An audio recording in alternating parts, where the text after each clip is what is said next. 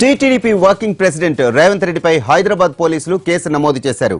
CM KCR పై అనుచిత వ్యాఖ్యలు చేశారంటూ జూబ్లీహిల్స్ పోలీస్ స్టేషన్లో టీఆర్ఎస్ నేత మన్నె గోవర్ధన్ రెడ్డి ఫిర్యాదు చేశారు. దీంతో రేవంత్ రెడ్డిపై ఐపీసీ 504, 290, 188 అలానే 21/76 సెక్షన్ల కింద కేసులు నమోదు చేశారు పోలీసులు.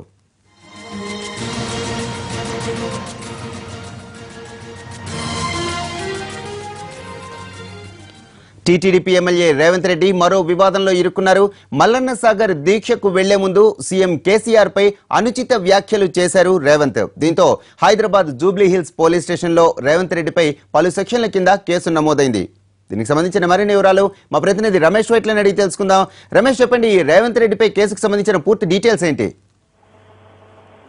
జూబ్లీస్ పెద్దమ్మ గుడిలో ఏదైతే మల్లన్న సాగర్ దీక్షకు వెళ్లే ముందు టీటీడీ ఎమ్మెల్యే రేవంత్ రెడ్డి కేసీఆర్ పై అనుచిత వ్యాఖ్యలు చేయడం జరిగింది. దీనికి సంబంధించి పోలీసులు పూర్తిగా సాంకేతిక ఆధారంగా కేసులు నమోదు చేశారు. దీంట్లో ప్రధానంగా వీడియో ఎవిడెన్స్ ఏదైతే అప్పుడు మీడియాతో మాట్లాడిన వీడియో ఎవిడెన్స్ కలెక్ట్ చేసి దాని ఆధారంగా పోలీసులు కేసు పెట్టారు. దీనికి సంబంధించి టీఆర్ఎస్ ఏదైతే జూబ్లీస్ ఇన్ఛార్జ్ అయిన మన్నె గోవర్ధన్ రెడ్డి ఇచ్చిన ఫిర్యాదు మేరకు జూబ్లీస్ పోలీసులు మొత్తం 4 సెక్షన్ల కింద కేసులు నమోదు చేసి అతనికి సంబంధించి ఏదైతే దీనికి సంబంధించి ఫర్దర్ కేసు ఇన్వెస్టిగేషన్ చేస్తామని చెప్పి కూడా పోలీసులు చెప్తున్నారు. అయితే దీనికి సంబంధించి ఇప్పటికీ మల్లన్న సాగర్ సంబంధించి అక్కడ ఏదైతే రేవంత్ రెడ్డి దీక్ష చేస్తున్నారో అక్కడ నుంచి తిరిగి హైదరాబాద్ చేరుకున్న తర్వాత తాము చర్యలు తీసుకుంటామని చెప్పి పోలీసులు చెప్తున్నారు.